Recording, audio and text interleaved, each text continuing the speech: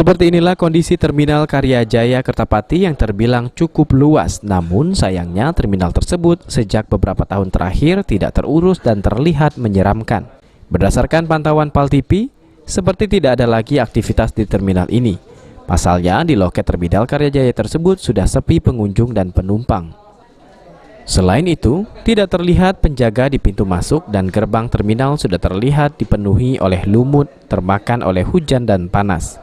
Menurut Dery, salah satu penduduk sekitar mengatakan jika terminal ini sudah sepi dari pengunjung sejak beberapa tahun terakhir. Kondisinya juga terlihat tidak terurus. Dery berharap pemerintah bisa memberikan perhatian kepada Terminal Karyajaya ini agar lebih hidup dan bisa membantu perekonomian penduduk sekitar. Inilah tidak teruruskan oleh pemerintah, kurang diperhatikan. Jadi sepi nian sekarang nih. Serem enggak, Pak? Kata serem juga tidak pula, tapi kurang terurus itu nah. Kurang terurus. Jadi harapannya ke depan apa, Kak, untuk pemerintah? Harapannya lebih minta diperhatikan lagi lah sama pemerintah. Sama terminal ini kan. Sayang nggak ya?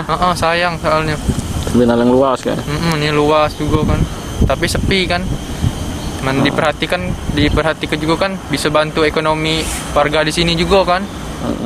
Hal yang sama juga diungkapkan Ekwan yang berharap pemerintah bisa mengurus Terminal Karyajaya ini agar lebih maju dan kembali ramai dikunjungi dan membuat warga sekitar yang tidak ada pekerjaan bisa berjualan di terminal tersebut. Harapan kami ini minta terminal itu rame. Jadi insya Allah yang nganggur-nganggur tuh banyak. Adu kawin, tanah jualan, tanah buka loket, kantin, itu kan. Iya.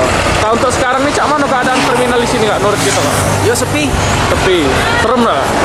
Dikata keserem dah serem, dikata keserem tidak. Sedang baik. Sedang baik, kan? Berarti ke dirami ke itu dong. Sayang nggak ya? Sayang lah. Tempat bagus ya ini kan. Tempat mewah mah ini. Tapi sepi, kan? Iya. Irawan, PAL TV.